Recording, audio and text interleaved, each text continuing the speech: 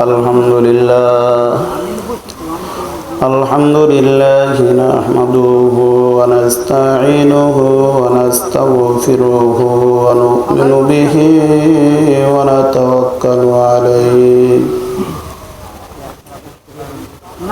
ونعوذ بالله من شرور أنفسنا ومن سيئات أعمالنا من يهده الله فلا مضل له ومن يضلله فلا هادي له ونشهد أن لا إله إلا الله ونشهد أن سيدنا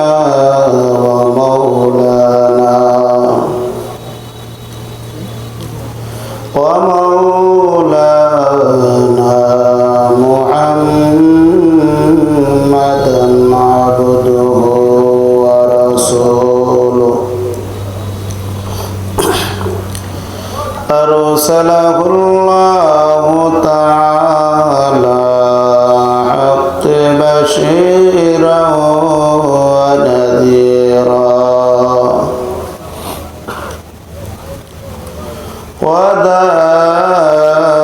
وداعيا إلى الله بإذنه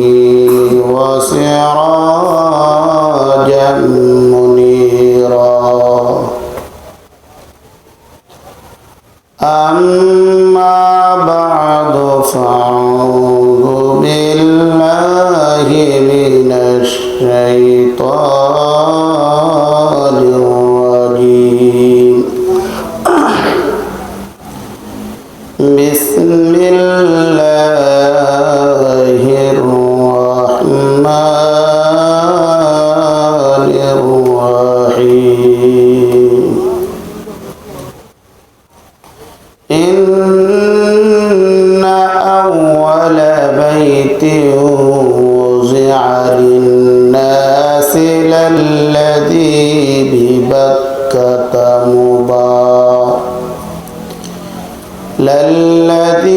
ببكة مباركا وهدى للعالمين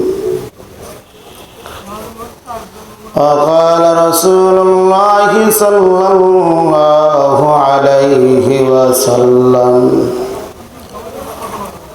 من بنى لله مسجدا بنى الله له بيتا في الجنة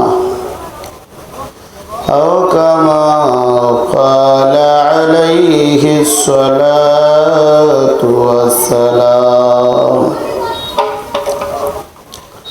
وقال الله تعالى في شان حبيبه ومحبوبه ومعشوقه آمرا ومقمرا إن الله وملائكته يصلون على النبي يا أيها الذين آمنوا صلوا عليه وسلموا تسليما আমরা সকলে নবীর মহব্বতে দিল থেকে দরুদ ইব্রাহিম পড়ি আল্লাহুম্মা সাল্লি আলা মুহাম্মাদিন ওয়া আলা আলি মুহাম্মাদ কামা সাল্লাইতা আলা إبراهيم وعلى آل إبراهيم إنك حميد مجيد اللهم بارك على محمد وعلى آل محمد كما باركت على إبراهيم وعلى آل إبراهيم إنك حميد مجيد بلغ العلا بكماله كشف الدجى بجماله حسنت جميع خصاله صلوا عليه وآله মুসলিম তুমি ঘুমিয়ে পড়েছ মুসলিম তুমি ঘুমিয়ে পড়েছ ডাকাত ঢুকিল তোমার ঘরে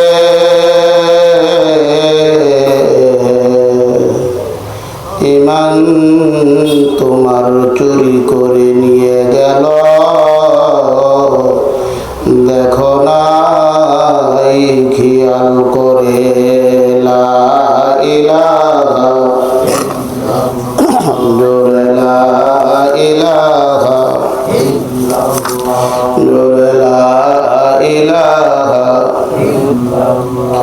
জোরে লা ইলাহা জোরে লা ইলাহা ইল্লাল্লাহ লা ইলাহা জোরে লা ইলাহা ইল্লাল্লাহ লা ইলাহা লা ইলাহা জোরে লা ইলাহা ইল্লাল্লাহ লা ইলাহা কোথা গেল সেই মানব দরদী কোথা গেল সেই মানব দরদী আমাদেরকে রাখিয়া দয়ার নবী মায়ার নবী আজো কান্দে রওজা পাখি শুয়া লা ইলাহা জোরে লা ইলাহা জোরে লা ইলাহা লা ইলাহা ইল্লাল্লাহ মুহাম্মাদুর রাসূলুল্লাহ সাল্লাল্লাহু আলাইহি ওয়াসাল্লাম। উপস্থিত ডাউটিয়া বাজার ঈদগাহ জামি মসজিদ ও যুবকদের উদ্যোগে আয়োজিত আজকের মাহফিলের সম্মানিত সভাপতি প্রধান অতিথি সকল বিশেষ অতিথিবৃন্দ এবং আমার সামনে উপবিষ্ট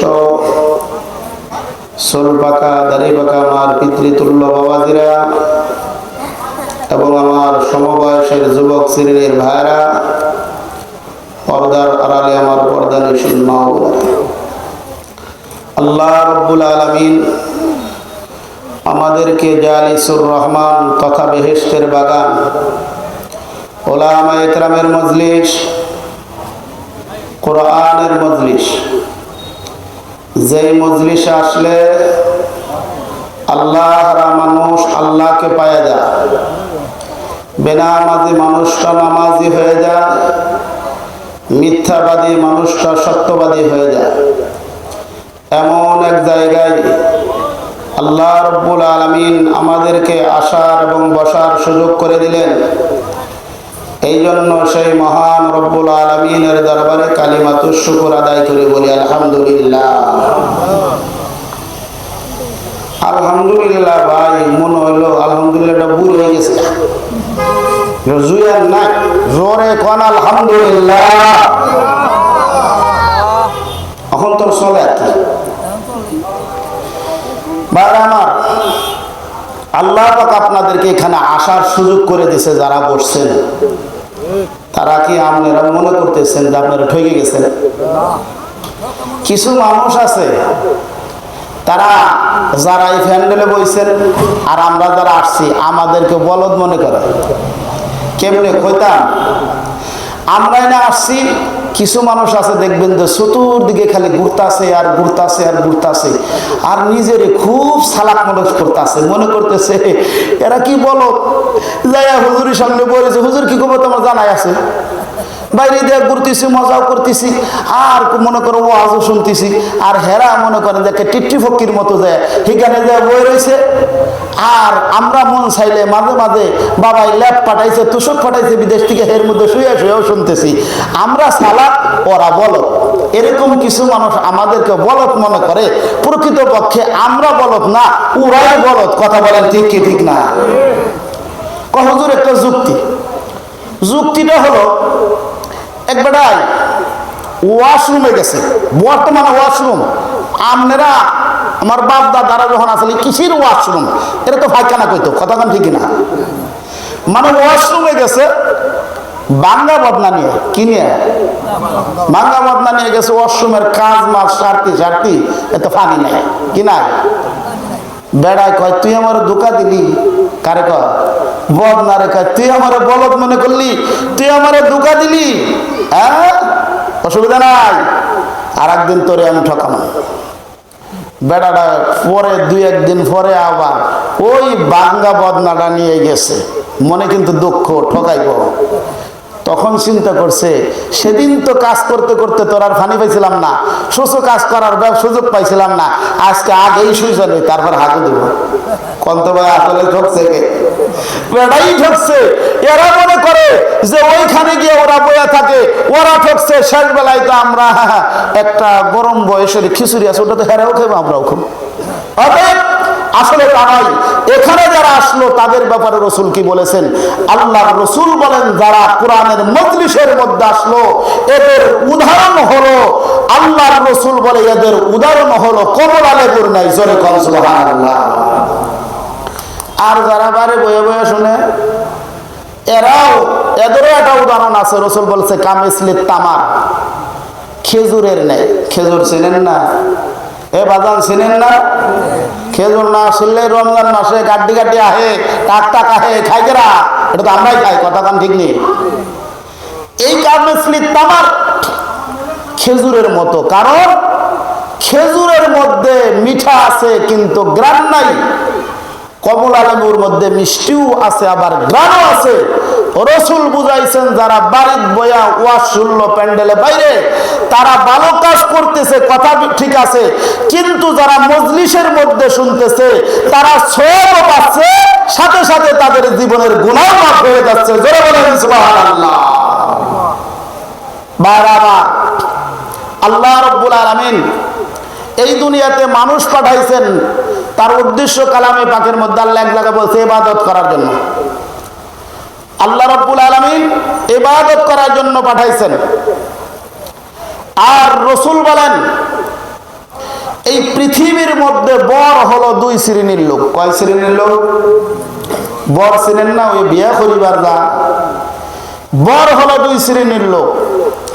এক নম্বর হলো ওয়াল আমিলুনা ফিল মাসাজিদ, যারা মসজিদ আবাদ করে। জোরে বলেন সুবহানাল্লাহ। তারা হলো এই পৃথিবীর বর।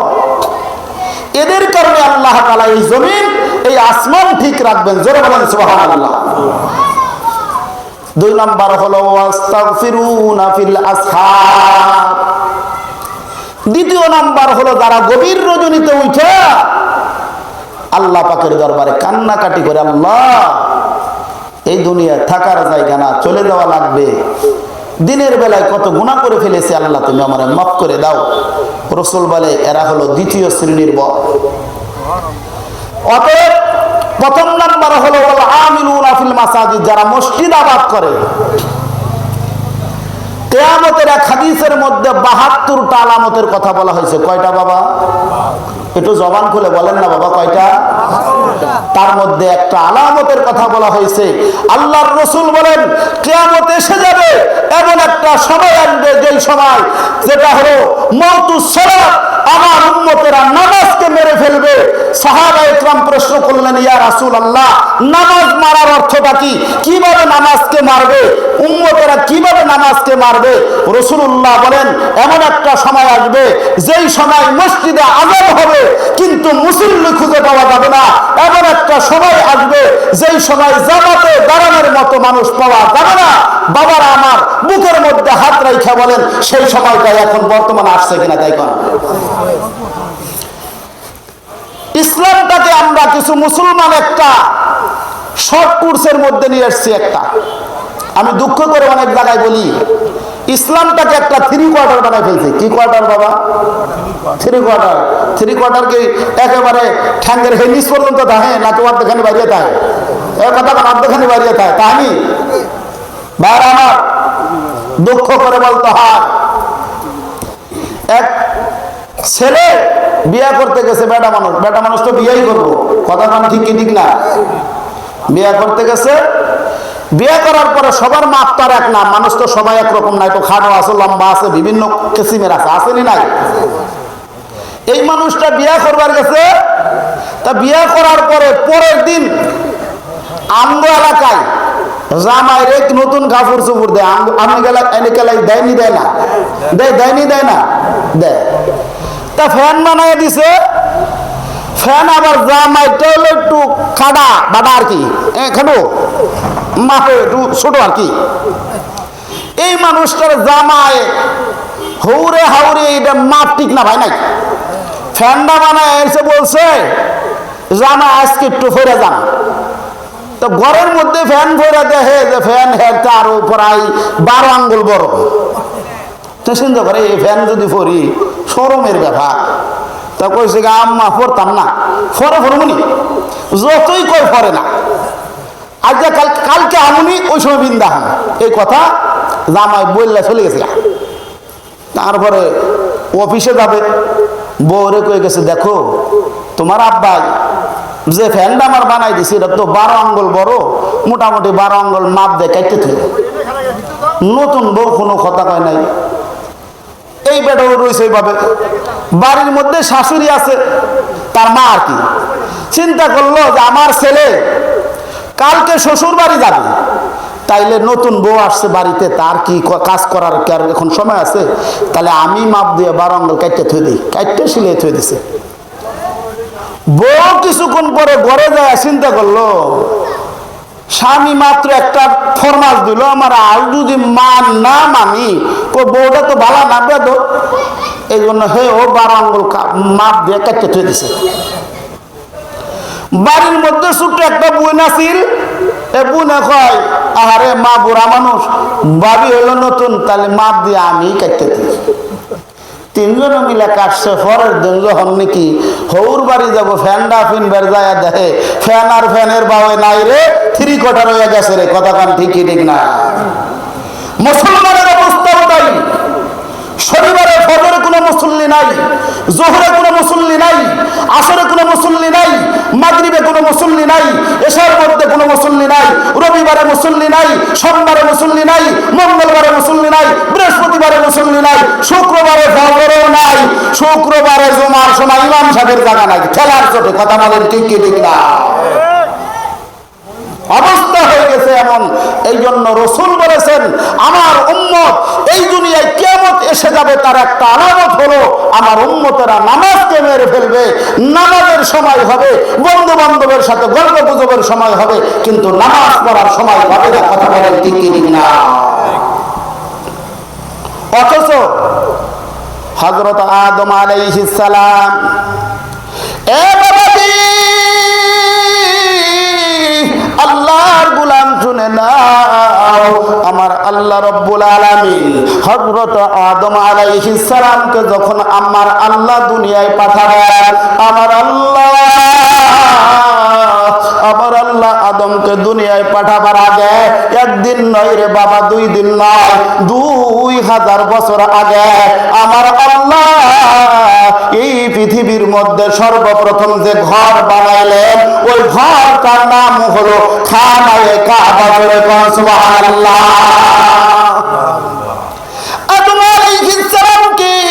আমার আল্লাহ দুনিয়ায় পাঠাবেন, আমার আল্লাহ সর্বপ্রথম তার থাকার ঘরের ব্যবস্থা করলেন না।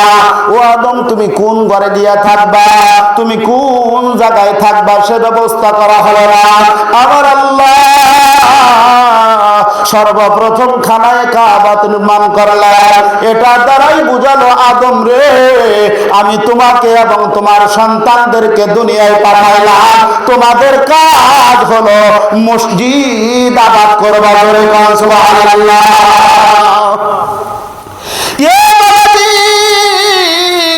আল্লাহর গোলাম রে, শুনে নাও, কেন আপনি নামাজ পড়বেন না? ও বন্ধু, কোন মানুষ যখন মসজিদের দিকে যাইতে থাকে আমার আল্লাহ ওই বান্দার দিকে তাকায় থাকে, আমার আল্লাহ বান্দার দিকে কুদরতি দিকে তাকায়, আর বান্দা যখন সেজদা মাইরা দেয় আমার আল্লাহ ডাক দিয়া বলে, বান্দা রে, তুই নত হইতে হইতে কত নিচে বান্দা চলে আসলি। এরে বান্দা রে, আমি তো তোরে পাওয়া গেলাম, তুই আমার কুদরতি পায়ের মধ্যে তোর কপাল ঠেকাইয়া দিলে, আর কাঁদিস না রে বান্দা, এই সেজদার কারণে আমি আল্লাহ তোর জীবনের সব গুনাহ মাফ করে দিলাম। জোরে বলো সুবহানাল্লাহ। আল্লাহর ডাক রে বান্দা, আল্লাহর ডাক রে বান্দা, আল্লাহ বলে ডাক, ওই আল্লাহর ডাকলে তোমার জীবনের সকল গুনাহ হবে মাফ। জোরে বলো সুবহানাল্লাহ। ও বাবাজি, হয়তো লম্বা সময় হবে না রে বাবা। ও বন্ধু, আমার আল্লাহ দুনিয়াতে কেন পাঠাইলা? মসজিদ আবাদ করার জন্য। ও বন্ধু রে, হযরত নূহ আলাইহিস সালাম, হযরত নূহ আলাইহিস সালামের মহাপ্লাবনে যখন ওই খানায় কাবাটা বন্ধু আমার দোষে গেল, ও বন্ধু, ওই খানায় কাবাটা যখন দোষে গেল, ওই খানায় কাবাকে উদ্ধার করার জন্য আমাদের পিতা হযরত ইব্রাহিম আলাইহিস সালামকে সিরিয়া থেকে মক্কা পর্যন্ত 1600 মাইল দূর থেকে আমার আল্লাহ ইব্রাহিম খলিলুল্লাহর মাধ্যমে খানায়ে কাবা উদ্ধার করলেন। সুবহানাল্লাহ। ও বন্ধু, ও বন্ধু আমার শুনে রাখা, এইখানে কেন আল্লাহ পাক হযরত ইব্রাহিম পয়গম্বরের মাধ্যমে আল্লাহ তাআলা নির্মাণ করলেন? কোন দিন নির্মাণ করলেন? কোন কথার কারণে করলেন? বন্ধু আমার অল্প করে বলে যাই, যদি সময় হয় পরে বলবো। এর বন্ধু রে, এই খানায়ে কাবা নূহ আলাইহিস সালামের মহাপ্লাবনের পরে এই জন্য আমার আল্লাহ উদ্ধার করলেন, কারণ আমার আল্লাহর ওয়াদা আছে, হাবিবুল্লাহ নবী আসবে, হাবিবুল্লাহ নবী তওয়াফ করবে। এই জন্য আল্লাহ তাআলা খানায়ে কাবাকে ইব্রাহিম পয়গম্বরের মাধ্যমে আমার আল্লাহ উদ্ধার করে দিলেন। জোরে বলুন সুবহানাল্লাহ। এরে বন্ধু, হযরত ইব্রাহিম খলিলুল্লাহ ইসমাঈল জবিহুল্লাহকে যেদিন জবা করতে গেল, এ বন্ধু লম্বা ইতিহাস আপনারা জানেন। ও বন্ধু, জবাই করার সময় শেষ পর্যন্ত যখন জবাই হলো না, আবার আল্লাহ ইব্রাহিম খলিলুল্লাহ ডাক দেয়া বলে, ও তুমি আমার কাছে আমার ইসমাইলকে চাইছিলা, আমি আমার ইসমাইলকে দিয়ে দিচ্ছি। ও মাওলা, এখন যে ইসমাইলকে তুমি কুরবানি করলে না, আমি আল্লাহ তোমার কাছে একটা জিনিস চাই, তুমি আমার ইসমাইল জবিহুল্লাহরে সেটা দিয়ে দিবা। জোরে বলুন সুবহানাল্লাহ।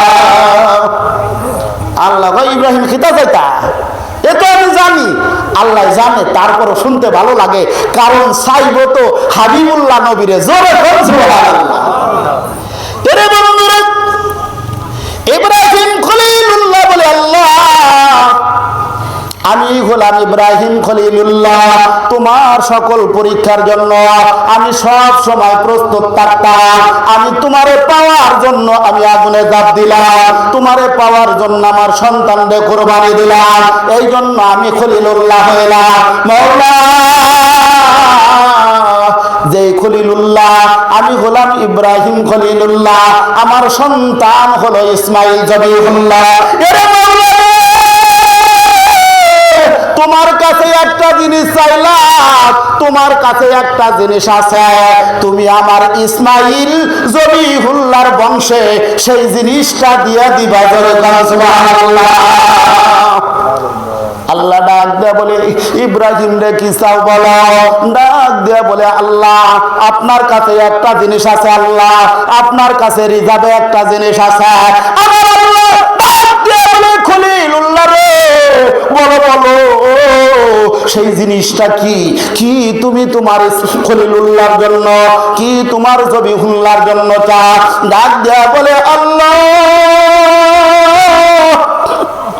আমি হইলাম ইসমাইল, আমি হইলাম ইব্রাহিম খলিলুল্লাহ, আমার সন্তান হলো জবিহুল্লাহ, আমার এই সন্তানের বংশধরের মধ্যে দিয়ে দিবা মুহাম্মদ হাবিবুল্লাহ। সুবহানাল্লাহ। আমার আল্লাহ তাআলা ডাক দেয়া কয়, ওরে ইব্রাহিম, আমার হাবিবুল্লাহ, যে হাবিবুল্লাহর জন্য আমি আল্লাহ সব করতে পারি, আমার হাবিবুল্লাহ নবীকে তুমি চাইলা তোমার বংশধর ইসমাইলের বংশধরের মধ্যে আমি আল্লাহ দিয়ে দিলাম মুহাম্মদ হাবিবুল্লাহ। জোরে কোন সুবহানাল্লাহ। এরে বন্ধু আমার, আল্লাহ নবীরে এই খানায় কাবা, আল্লাহর নবীর জন্মের পরে খানায় কাবায় আনা হলো। নবী যতদিন পর্যন্ত ছিলেন খানায় কাবার সেবা করলো। ও বন্ধু, আগে বলেছে সময় হবে না, যার করে কাটিং ফাটিং করে চলে যেতে হবে। এর বন্ধু রে, আল্লাহর নবী এই খানায় কাবার, পয়গম্বর খানায় কাবার সেবা করে, আল্লাহর নবী খানায় কাবার খেদমত করে। বাবাজি, এমন একটা সময় এসে গেল যেই সময় মক্কা নগরীতে দাওয়াত দেওয়া সম্ভব ছিল না। ইসলামের কথা বললে গায়ের উপর আঘাত আসতো, মুসলমানদের উপর নির্যাতন করা হতো। বাবাজি, এমন সময় আল্লাহর নবী হিজরতের হুকুম যখন এসে গেল, আল্লাহর নবী হিজরত করে চলে যাবেন। আল্লাহর নবী যেই রাত্রিতে যাবেন, খানায় কাবার গিলাফ ধরে কাঁদছে আর বলছে, ওরে খানায় কাবা, আমার মন চায় আমি সারা জীবন তোমার সেবা করি, কিন্তু আমার মাতৃভূমিতে আমি থাকতে পারলাম না, আমার থাকা সম্ভব হলো না। বাবাজি রে, বারবার যায়, বারবার যায়, নবী যায় আবার মাতৃভূমির দিকে ফিরে ফিরে চায়। আবার আল্লাহ জানায় দিলেন, নবী গো আপনি কাঁদবেন না, এমন একটা সময় আসবে পয়গম্বর এই খানায় কাবা মক্কা শহর সারা দেশের নেতৃত্ব আমি আল্লাহ আপনার হাতে ফিরিয়ে দিব। জোরে বলুন সুবহানাল্লাহ। এই কারণের জন্য নবীজি দাঁড়ে দাঁড়ে ঘুরে, নবীজি দাওয়ার দাঁড়ে দাঁড়ে দাওয়াত দেওয়ার জন্য ঘুরে, মানুষ দরজাটা খুলে না, দরজাটা খুলে না অপায়া মনে করে, অথচ আমার আল্লাহ তাআলা কোরআনের পাকের মধ্যে জানায় দেয়, ওয়ালা সাউফা ইউতিকা রাব্বুকা ফাতারদা। নবী গো, যেই মক্কার মানুষেরা আপনার দরজা খুলে না আপনার জন্য, ও এমন এক ভূমিতে আপনাকে নিয়ে যাব, তারা দরজা খুলে বসে থাকবে আপনার বরকত আর রহমত পাওয়ার জন্য। ওই মানুষগুলো আপনার জন্য অপেক্ষা করবে। জোরে বলুন সুবহানাল্লাহ। আল্লাহর নবী হিজরত করে চলে যায়, মক্কার কাফিররা বন্ধু আমার, মক্কার মানুষগুলো আল্লাহর নবীকে বন্ধু আমার, মক্কার মানুষগুলো নবীর গায়ে আঘাত করে দেশ থেকে বন্ধু আমার তারায়া দেয়। আল্লাহর নবী যখন মদিনায় চলে যাবে, বাবাজি সিরাতের কিতাবের মধ্যে আসছে বন্ধু আমার, মদিনার সব মানুষগুলো ছোট ছোট বাচ্চারা পর্যন্ত প্রতিদিন মদিনার প্রান্তে এসে অপেক্ষা করত দয়ার নবী হাবিবুল্লাহ নবী কখন আমাদের মাঝে আসবে। জোরে বলেন সুবহানাল্লাহ।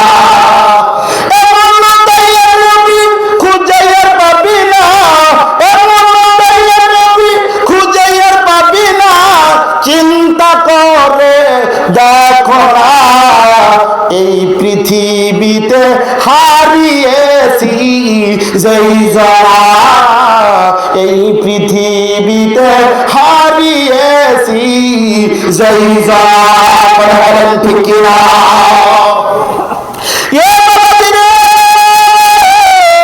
আল্লাহর গোলাম শুনে না, মদিনার ছোট ছোট বাচ্চারা বাবার কাছে শুনছে, মায়ের কাছে শুনছে, মক্কাওয়ালা মদিনাওয়ালা নবী, কামলেওয়ালা নবী, হাবিবুল্লাহ নবী মদিনায় আসবে রে।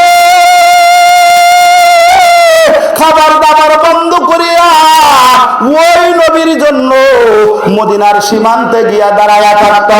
ও বন্ধু হঠাৎ করিয়া আল্লাহর নবী যখন কি করল, আল্লাহর নবী হঠাৎ করে যেদিন হিজরত করে চলে গেলেন, ও বন্ধু আল্লাহর নবী যখন চলে গেলেন ওই সময় প্রখর রোদ ছিল বন্ধু আমার। ও বাবাজি এমন সময় সবগুলো মানুষ এইভাবে দরজা খুলে দিতেছিল আর বলতেছিল, ও হাবিবুল্লাহ নবী আসেন আসেন আমার ঘরে আসেন, আপনার রহমত, আপনার দয়া, আপনার বরকত আমার ঘরের মধ্যে পড়ে। আল্লাহর নবী চিন্তায় পড়ে গেলেন, আল্লাহ এই মুহূর্তে কি করব? আনসারী সাহাবীরা তারা তো সবাই আমার বরকতের জন্য আছে, আমি কার কাছে যাব, কার দুয়ারে যাব, আমি কার ঘরে আমি যাব, কার ঘরে যাব? আমার নবী বলে, সাহাবীরা রে এই মুহূর্তে আমি আমার উটের লাগামটা ছাড়িয়ে দিব, আমার উটটা দিয়ে যেই জায়গায় বসে যাবে আমি হাবিবুল্লাহ ওই ঘরের মেহমান হব। জোরে বলেন সুবহানাল্লাহ। এরে আল্লাহর গোলাম, আল্লাহর নবী যখন উটটা ছাড়িয়ে দিল, ও বন্ধু আল্লাহর নবীর উটটা আবু আইয়ুব আনসারীর বাড়িতে বন্ধ, ওই জায়গার মধ্যে যখন চলে গেল, ওরে বন্ধু রে ওই জায়গার যাওয়ার পর আল্লাহর নবী যখন মক্কা থেকে মদিনায় গেলেন, সাহাবীদেরকে বললেন না আমার একটা থাকার ব্যবস্থা করো, আমার জন্য একটা ঘরের ব্যবস্থা করো, তা বললেন না। নবীজি মদিনায় যাওয়ার পরে শুকরিয়া আদায় করে, আল্লাহ তুমি যেই দিনের জন্য মদিনায় নিয়ে আসলা, ও মালিক এই মদিনায় আমি তোমার জন্য একটা ঘর বানাবো। জোরে বলেন সুবহানাল্লাহ। আমার নবী মদিনায় যাওয়ার পর একটা ঘর বানাইলেন, ওই ঘরটার নাম হলো মসজিদে নববী। জোরে বলেন সুবহানাল্লাহ।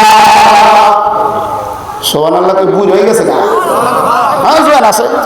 এরে বাবাজি রে, আল্লাহ নবীজি ওইখানে গিয়ে একটা ঘর বানাইলেন আল্লাহর জন্য, ওই ঘরটার নাম হলো বন্ধু আমার মসজিদ নববী।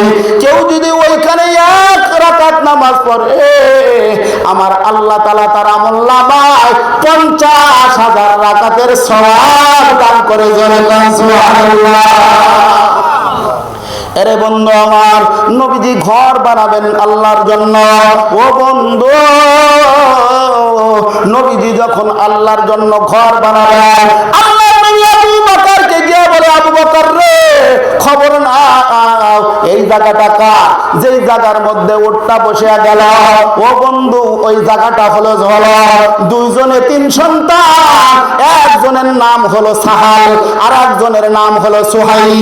সাহাল আর সুহাইল এতিম সন্তান, তাদের আর কোনো জায়গা নাই, তার বাবাটা ইন্তেকাল করেছে, মা দক্ষিণীর কাছে তাকে আর কিচ্ছু নাই। ওই জায়গার মধ্যে খেজুর ছড়ায়া, খেজুর গুলো শুকায়া শুকায়া জায়গা বাড়া দেয়, ওখান থেকে যা টাকা পায় এটা তাদের উপার্জন। এর বন্ধুরে, আল্লাহর নবী যখন ওই জায়গার খবর পাইলেন, জিকির করি লা ইলাহা ইল্লাল্লাহ, নূর লা ইলাহা ইল্লাল্লাহ, নূর লা ইলাহা ইল্লাল্লাহ, নূর লা ইলাহা ইল্লাল্লাহ, লা ইলাহা ইল্লাল্লাহ, নূর লা ইলাহা ইল্লাল্লাহ, নূর লা ইলাহা ইল্লাল্লাহ। এত ভালোবাসার প্রভু মানুষ তুমি বানাইলা, সেই মানুষের কেমনে কইরা দুজকে তুমি জ্বালাইবা। লা ইলাহা ইল্লাল্লাহ, নূর লা ইলাহা ইল্লাল্লাহ, নূর লা ইলাহা ইল্লাল্লাহ, নূর লা ইলাহা ইল্লাল্লাহ, নূর লা ইলাহা ইল্লাল্লাহ, নূর লা ইলাহা ইল্লাল্লাহ, নূর লা ইলাহা ইল্লাল্লাহ, নূর লা ইলাহা ইল্লাল্লাহ, নূর লা ইলাহা ইল্লাল্লাহ, নূর লা ইলাহা ইল্লাল্লাহ, নূর লা ইলাহা ইল্লাল্লাহ, নূর লা ইলাহা ইল্লাল্লাহ, নূর লা ইলাহা ইল্লাল্লাহ, নূর লা ইলাহা ইল্লাল্লাহ, নূর লা ইলাহা ইল্লাল্লাহ, নূর লা ইলাহা ইল্লাল্লাহ, নূর লা ইলাহা ইল্লাল্লাহ, নূর লা ইলাহা ইল্লাল্লাহ, নূর লা ইলাহা ইল্লাল্লাহ, লা ইলাহা ইল্লাল্লাহ মুহাম্মাদুর রাসূলুল্লাহ সাল্লাল্লাহু আলাইহি ওয়াসাল্লাম। এ বাজানরা আমার আওয়াজ এই পর্যন্ত যায়নি, যায় না? শুনতে পান? অসুবিধা নাই, কালকে কষ্ট হইলে আমার হইব, আমনে গে না হইলে অসুবিধা নাই, চালাইতে থাকে আইলে আইব, না আইলে তো আমাদের কোনো দুঃখ নাই। কথা কন ঠিক কিনা? এ বন্ধুরে, যেই কথা বলতেছিলাম, এ আল্লাহর গোলাম শুনে রাখো বাবাজি।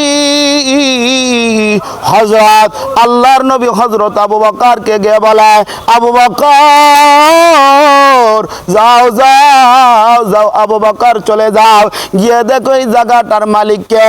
খবর নিয়ে দেখা যায় বন্ধু আমার, দুইজনে তিন সন্তান, একজনের নাম হলো সাহাল আর একজনের নাম হলো সোহাইল। এই দুইজনে তিন সন্তান, তাদের বাবা নাই, আর মাত্র তাদের মা আছে।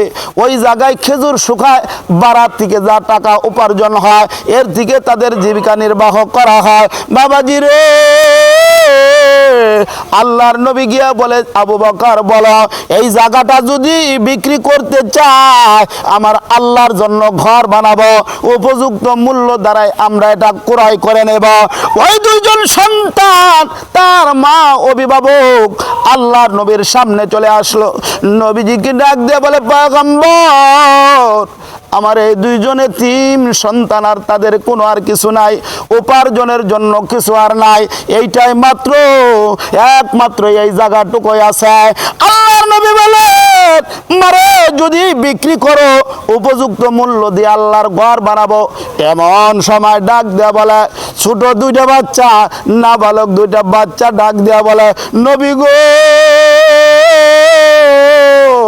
ও পয়গম্বর, এই জায়গা বিক্রি করলে দুনিয়ায় কিছু হয়তো টাকা পাবো।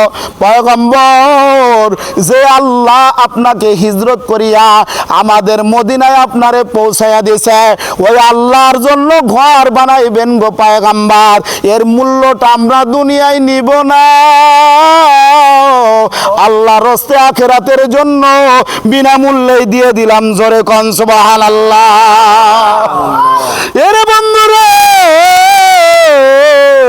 এমত অবস্থায় আল্লাহর গোলাম জনে রাখো, আল্লাহর নবী বিনা মূল্যে নিলেন না। হযরত আবু বকর 10 দিনারের বিনিময়ে জায়গাটা কি করলেন? ক্রয় করলেন। বাবাজি রে, 10 দিনারে যখন জায়গাটা ক্রয় করা হলো, ক্রয় করার পরে আল্লাহর নবী বলেন, এখানে যত খেজুর গাছ আছে এগুলো খেজুর গাছগুলো কেটে ফেলো এবং ইহুদিদের কবরগুলো সমান করে ফেলো। কবরগুলো সমান করার পর আল্লাহর নবী নিজে কি করলেন? ওই মসজিদ নববী নির্মাণের কাজে পয়গম্বর লেগে গেলেন, সাহাবী আনসাররা মুহাজিররা পর্যন্ত লেগে গেল। বাবাজি, দয়ার নবী, মায়ার নবী, কামলেওয়ালা নবী নিজে মাথায় করে ইটা বহন করেছে। বলেন সুবহানাল্লাহ। কষ্ট করে যখন নবীর সামনে দিয়া, আল্লাহর নবীর সামনে দিয়া পয়গম্বর কষ্ট করতেছিলেন, ক্ষুধার যন্ত্রণা হয়েছিলেন, আল্লাহর নবী পেটের মধ্যে টেক লাগায়া ইটাগুলো যখন নিয়ে যায়, এমন সময় নবীর সাহাবী হযরত আবু হুরায়রা, আর এই রিওয়ায়াতের মধ্যে এটা আসছে, হযরত আলী ডাক দিয়ে বলে, নবী গো, আপনি আমাকে দেন, আমি এই ইটের বোঝাগুলো বহন করে। আল্লাহর নবী বলে, অন্য জায়গা থেকে আনো। ও আলী, এটা কিন্তু খয়বরের খেজুর বহন করা না, এটা হলো গিয়া আল্লাহর ঘরের ইটা বহন করা। এর চাইতে উত্তম বহন আর নাই। জোরে কোন সুবহানাল্লাহ। আল্লাহর নবী পয়গম্বর যখন কি করলেন, বন্ধু আমার, এইভাবে যখন পয়গম্বর মসজিদ নববী নির্মাণ করলেন, এ বন্ধু পিলার হলো খেজুর গাছের, কাঁচা ইটা দিয়ে যখন বন্ধু আমার মসজিদ নববী নির্মাণ করা হলো, মসজিদ নির্মাণ করার পর ওই মসজিদে একজন মুয়াজ্জিন লাগবো না? এ জোরে কোন লাগবো না? মসজিদের মুয়াজ্জিন লাগবে। বাবাজি রে,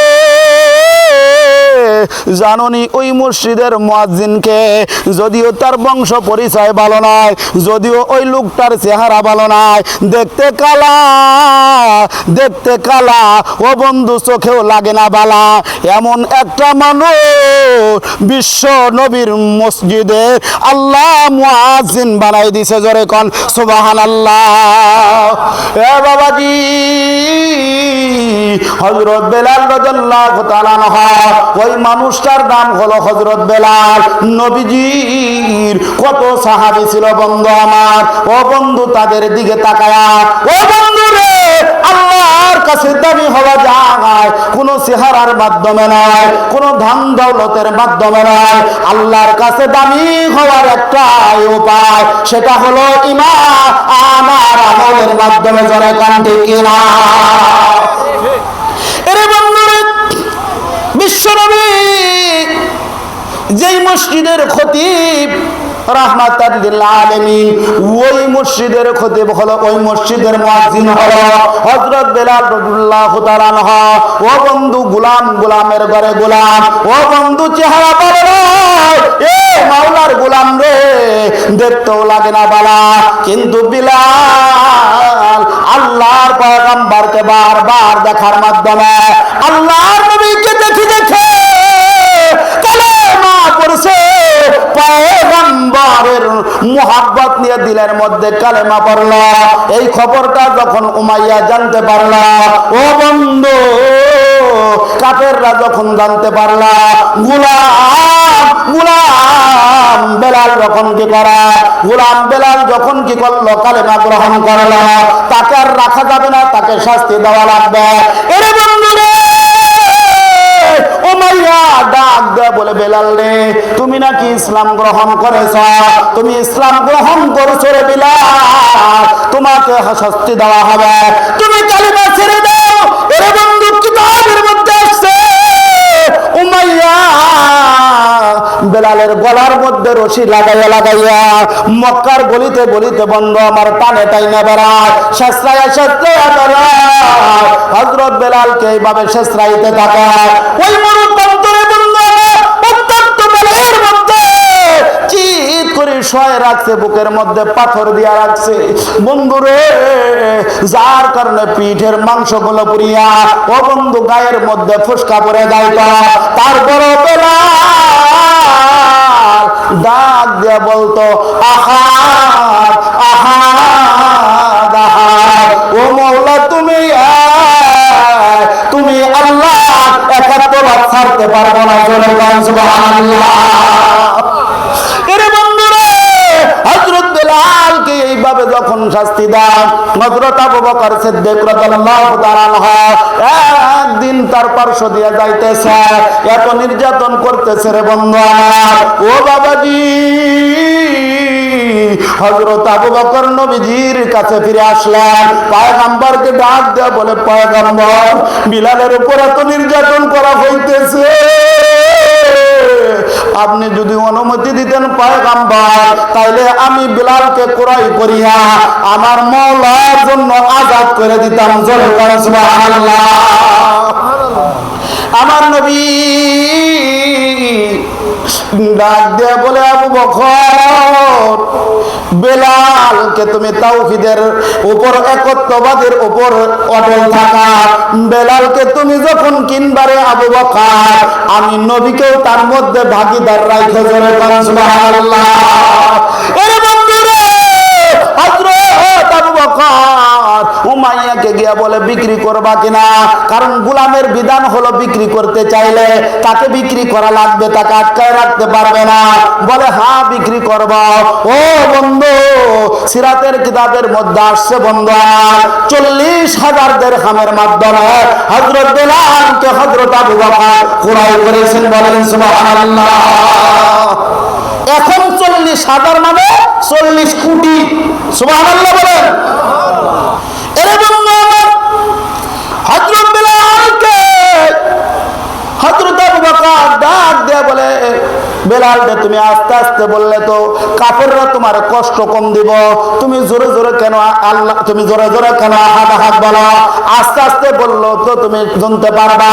ডাক দেয়া বলে, আবু বকর, ওরা দিন ভরে যত আমারে কষ্ট দেয়, একবার যখন এই জবানে ওই আল্লাহর নাম আহাদ বলে বলি, সারা দিনের কষ্টের চাইতেও কোটি গুণ বেশি মজা পাই। বলেন সুবহানাল্লাহ। এই বেলালকে হযরত আবু বকর ক্রয় করে আজাদ করে দিলেন। হিজরত করে যখন নবীজি যখন হিজরত করে মদিনায় চলে গেলেন, আল্লাহর নবী ওই সময় কত সাহাবীরা ছিল, তাদের কাউকে ডাক দেন নাই। পয়গম্বর বলেন, বেলাল, আমার বেলাল কোথায়?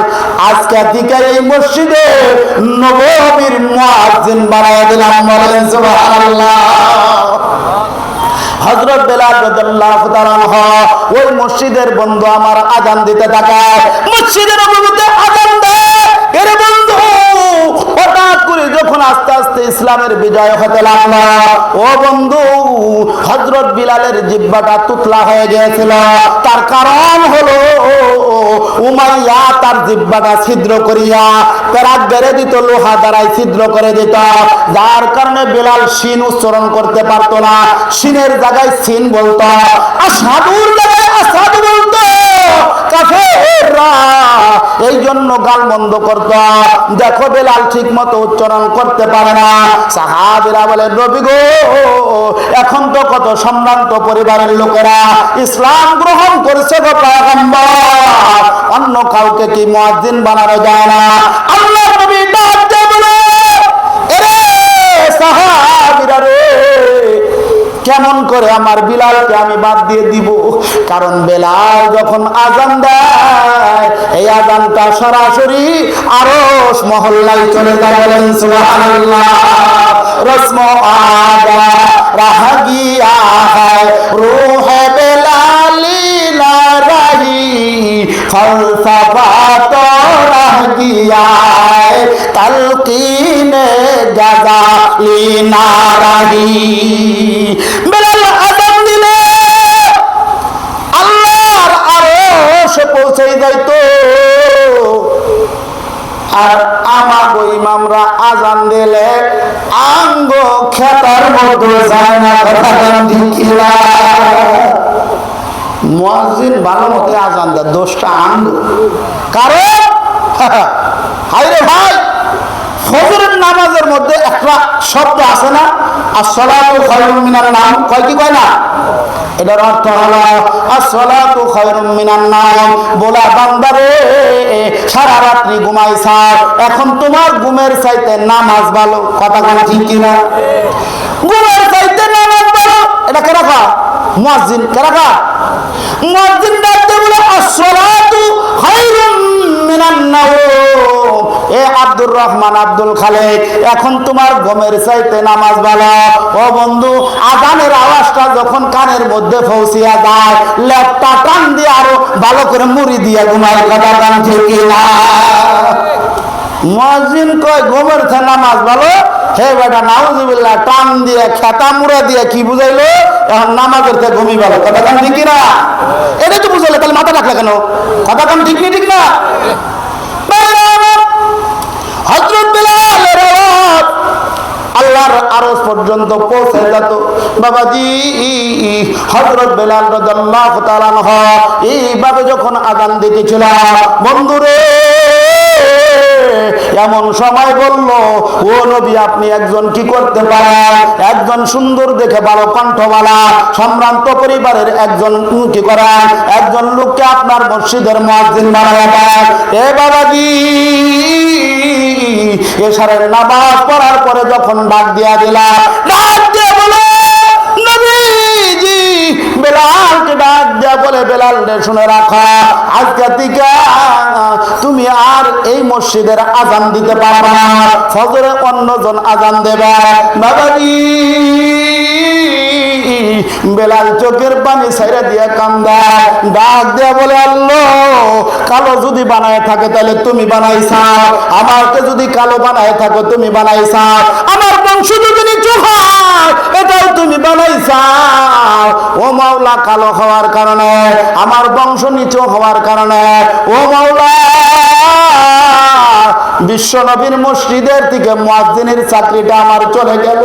ও মাওলা গো, আমি কালো হওয়ার কারণে কি তুমি আমারে জান্নাত দিবা না? সেদিন কি তোমার জান্নাত থেকে আমারে ফিরিয়ে দিবা? এই বলে বিলাল সারা রাত্রি যখন কাঁদতে লাগলো, ফজর হয়ে গেছে, অন্য মুয়াজ্জিন আযান দিছে, বেলাল আস্তে করে মাথাটা ডাইকা গুনগুন করে কাঁদতেছিল, কিন্তু পূর্ব আকাশটা ফর্সা হয় না। আল্লাহর নবী কি করেন না, নামাজও পড়াইতে পারেন না। ও বন্ধু, পয়গম্বর যখন সিজদার মধ্যে পড়ে গেল, আল্লাহকে ডাক দিয়ে বলে, আল্লাহ, তুমি কিন্তু নূহ পয়গম্বরের উম্মতের মতো আমার উম্মতকে তুমি কষ্ট দিও না, আমার উম্মতের উপর গজব দিও না। বাবাজি, আল্লাহর নবী যখন এই কথা বলে দিলেন, এরে বন্ধুরা, আল্লাহর নবীকে এই কথা জানানোর পর আল্লাহর নবী যখন এই কথা জানায় দিলেন, আমার আল্লাহ জিব্রাইলকে পাঠাই দিল, যাও জিব্রাইল বলে যাও আমার হাবিবরে গিয়া সালাম জানাও, আমার হাবিবকে গিয়া বলো আমার হাবিবের মসজিদে কি আযান হয় নাই? আল্লাহর নবী বলে, জিব্রাইল রে, আযান হইছে, আরো সুন্দর কণ্ঠে আযান হয়েছে। জিব্রাইল আবার চলে গেল। আমার আল্লাহ বলে, যদি আযান হয় তাহলে আমি আল্লাহ তো আজকে শুনলাম না, কারণ বেলাল যখন আযান দেয় আমি আল্লাহ আরশ মহল্লা থেকে বেলালের কণ্ঠের আযান শুনতে পাই। বলেন সুবহানাল্লাহ। আজকে বেলাল যদি আযান যদি না দেয় গো পয়গম্বর, পূর্বের আকাশ কখনো ফর্সা হবে না। আমার আল্লাহ বেলালকে ডাক দিয়ে বলে, আয় আয় বেলাল, আয়, তুই আমার মওলার কাছে কত দামি, আয় রে বেলাল, আয় আয়, আযান দিয়ে দে। বেলাল যখন আযান দিয়ে দিল, আমার আল্লাহ পূর্ব আকাশটা ফর্সা করে দিল। আমার পয়গম্বর সাহাবীদেরকে নিয়ে নামাজ পড়াইলেন। জোরে বলেন সুবহানাল্লাহ। ও বন্ধু, আগেই বলছি সময় হয়তো হবে না বন্ধুরে, নচেত না হয় আপনাদেরকে এই কথার ইতিহাসটা আমি শেষ পর্যন্ত জানতাম। এর বন্ধু, আর 2 মিনিটের মধ্যে যদি বলতে চাই, কারণ হলো গিয়া আলোচনার যদি সমাধান না করা যায় তাহলে বেকায়দা আছে। বাড়িতে টিচার রাখছে ছেলে মেয়েরও পড়ানোর লিগে, কি করার লিগে? জোরে কোন সারেরে বইলে গেছে, বাড়ির মালিক আবার খুব কড়া তেজ আছে, ডাক দেখেছে, স্যার এই 7 দিনের জন্য আমি সফরে যাইতেছি, 7 দিনের মধ্যে আমার ছেলেকে আমার বানানো শিখাইবেন। কি বানান শিখাবেন? যেরকম কি আমার বানানো শিখাবেন। এখন ছাত্র তো মনে করেন বুকা বুকা, ও তো চালাক না, তাই 6 দিন যাইতে যাইতে শুধু ধরছে শুনে আমি এই কথাটা শুনেন, শেষ পর্যন্ত স্যারে বলছে 7 দিনের মধ্যে আমার ছেলেরে আমার বানান শিখাবেন। এখন আমার বানানো শিখাবো, এখন সরেয়া ময়কের মা পড়তে পড়তে 7 দিন শেষ। কদিন শেষ? 7 দিন শেষ। এখন 7 দিন পরে তো না চাকরি শেষ, বেতন দিয়ে চলে যাবে। ছেলেরা এসে বাবা জিজ্ঞেস করছে, তোরে হুজুরে বা স্যারে কি পড়াইছে? কয় আমা। কি পড়াইছে? আমা কি? আবার ভালো করে কি পড়াইছে? কয় আমা। আবার কি পড়াইছে? কয় আমা। কয় বুঝলাম না, এটা কি পড়ালো? জামা না আমা, কি তা কয়? পরে ঢাক দিয়ে বলে, কি হয়েছে? কয় স্যার আপনি আমার সময় দিয়েছিলেন মাত্র 7 দিন, 7 দিনে আমা পড়াইছি, র পড়ানোর সময় পাই নাই। র যদি পড়াইতাম তাইলে না আমার বোঝা যেত। কথা ঠিক কিনা? অতএব এখন মনে করেন আমা পর্যন্ত থেকে গেলাম, একটু র দেওয়া দরকার। এই রটা আমি এমনি কারণ সারাই খুঁয়ে দিতাম, অসুবিধা নাই। সেটা হলে 1 মিনিটের ব্যাপার, আসলেই ছেড়ে দেবো, হুজুর আসছে মনে হয়। সেটা হলে শুনে রাখেন, এই যে মসজিদ আমি আলোচনার শুরুতে বলছি, এই পৃথিবীর দামি মানুষ হলো কারা? এই পৃথিবীর বড় হলো কারা? যারা মসজিদ আবাদ করে এবং গভীর রজনীতে আল্লাহর কাছে কান্নাকাটি করে। মসজিদ আবাদের অর্থ হলো যে সময় মতো কি করা, জামাতের সাথে নামাজ আদায় করা, এটা হলো মসজিদ আবাদ করা। বলেন সুবহানাল্লাহ। খানায় কাবা কমপ্লিট হয়ে যাওয়ার পরে যখন হযরত ইব্রাহিম এবং হযরত ইসমাইল যখন খানায় কাবাটা কমপ্লিট করলেন, করে দোয়া করতে লাগছিলেন, হে আল্লাহ আপনি আমাদের পক্ষ থেকে রব্বানা তাকাব্বাল মিন্না ইন্নাকা আনতাস সামিউল আলিম, এই কথা বলে যখন দোয়া করতেছিলাম, পিছনে জিবরাইল দাঁড়ায় বলে আমিও আছি। বলেন সুবহানাল্লাহ। কয় আপনাদের দোয়ার সাথে আমিও আছি। কয় কোন আশায়? কয় এই আশায়, কারণ হলো গিয়া এই খানায় কাবার জন্য আপনি দোয়া করেছেন, কিছু খোয়া বাইতে গেছিল গা, এই খোয়াগুলো বলছে যে আমার এই পাখার মধ্যে দিয়ে দাও। পাখার মধ্যে এইভাবে ডিল মারা হয়েছে, পৃথিবীর যেই যেই জায়গার মধ্যে গিয়ে ওই খোয়া পড়েছে, ওই জায়গাতে আল্লাহর ঘর মসজিদ হবে। বলেন সুবহানাল্লাহ। তার থেকে একটা খোয়া এই দাউদিয়া এই বাজারে এখানে আসছিল, যে ইব্রাহিমের হাতের পাখার পাখা খোয়াটা আসছে, মসজিদ বানাইছে। কিয়ামত যখন হয়ে যাবে, ইসরাফিলের সিংহে ফুঁক দেওয়ার লগে লগে সব খতম হয়ে যাবে গা। মসজিদগুলো এই দাউদিয়া মসজিদটাও একটা নৌকার মতো জাহাজ হইয়া এইভাবে আস্তে আস্তে করে মক্কার দিকে যাইতে থাকবে, মক্কার দিকে যাইতে থাকবে, যাইতে থাকবে, যাইতে যাইতে একটা আরেকটার সাথে একটা আরেকটার সাথে মিলতে থাকবে, মিলতে থাকবে, মিলতে থাকবে। কবে মসজিদ শেষ হয়ে যাও, আল্লাহকে মসজিদ ডাক দিয়ে বলবো, আল্লাহ আমি খতম হইতাম পরে, আগে আমার জবাব দেন। কয় কি জবাব বাবা? কয় ওই যে দাউদিয়া মসজিদে মাহফিল হয়েছিল, মসজিদের জন্য ইটা দিছে, আমার জন্য কেউ ইটা দিছে, আমার জন্য কেউ টাকা দিয়া রড কিনে দিছে, ব্যবস্থা করে দিছে, বৈশা থাইকা মসজিদের কল্যাণের জন্য বৈশা থাকতো। অতএব আগে তাদেরকে আমার মধ্যে সরাইয়া দেন, আমি এদের সবাইকে নিয়ে জান্নাতে যাবো। বলেন সুবহানাল্লাহ। বাবা আমার আপনারা বড় দামি মানুষ, এই পৃথিবীতে দামি মানুষ আপনারা, আমাদের দাম আমাদের বোঝা দরকার। কথা বলেন ঠিক কি ঠিক না? বাইরে আমার এই যে জাতীয় ফাঁকির নাম কি? জাতীয় ফাঁকির নাম কি? দোয়েল। কি বাকি? দোয়েলে জানে না, ও জানে না সরকার যে ওর জাতীয় ফাঁকির মর্যাদা জানে না। ও যদি জানতো সরকারকে বলতো, ডক্টর ইউনুসকে বলতো আমারও সংসদে সিট দেওয়া লাগবে। কথা বলেন ঠিক না? কিন্তু আমরা তো জানি, আমরা তো জানি আমরা শ্রেষ্ঠ মাখলুকাত, শ্রেষ্ঠ নবীর উম্মত। আমরা যতক্ষণ পর্যন্ত জান্নাতে না যাব, ততক্ষণ পর্যন্ত অন্য নবী এবং অন্য নবীর উম্মতের জন্য জান্নাত খোলার পারমিশনই হবে না। যখন সুবহানাল্লাহ। বারানা এই জন্য দামি মানুষ কাজটা দামি করতে হবে। এই দেশের একজন পাগলে যদি দাঁড়ায় মুতেন তো বুঝেন, পেশাব করা মুতে দিছে, তাইলে মনে করেন পেশাব করলো, তাইলে কেউ কিছু কব না। কিন্তু ইমাম সব যদি করে সম্ভব না। দামি মানুষ হুজুর এটা কেন করলো? অতএব আপনারা দামি মানুষ, আপনাদের কাজটাও হইবে দামি। অতএব খেয়াল করা দরকার, বেদিনটা যা কিছু তাই করতে পারে, আমি পারবো না, আমার জীবন চলে যেতে পারে, আমার চোখের সামনে দিয়া আল্লাহর সম্মান মর্যাদা নষ্ট হবে, রাসূলের সম্মান মর্যাদা নষ্ট হবে, এটা কোনোদিন আমরা বরদাস্ত করতে পারবো না। কথা বলেন ঠিক কিনা? যদি সময় হয় যদি প্রয়োজন হয় ইসলামের জন্য যা কিছু করা দরকার প্রস্তুত আছেন তো ইনশাআল্লাহ। বাইরে আমার এতদিকে বললাম সবচাইতে বড় দৌলত হলো নামাজ। সেজদা দিয়া সাহাবা ইকরাম আসমান থেকে সাহায্য আনছে, তরবারি দিয়া লাঠি না ভাই, সেজদা ভালোবাসা দিল দিয়ে জয় করা যায় মানুষ। এই জন্য আমরা সকলেই রসুল তো এমন ছিলেন এতিমের মাথায় হাত বুলাই দিতেন, রসুলের ব্যবহারে কাফেররা এসে দেখে মুসলমান হয়ে গেছে। কথা বলেন ঠিক কি ঠিক না? বাইরে আমার যাই হোক আর সময় নয়, 5 মিনিট সময় আসিল, ওটা মনে হয় 5.5 মিনিট হয়ে গেছে গা। এই জন্য আমি আধা মিনিট আর অন্য থেকে ঢুকে গেছি গা। এই জন্য আমার আর সময় নাই।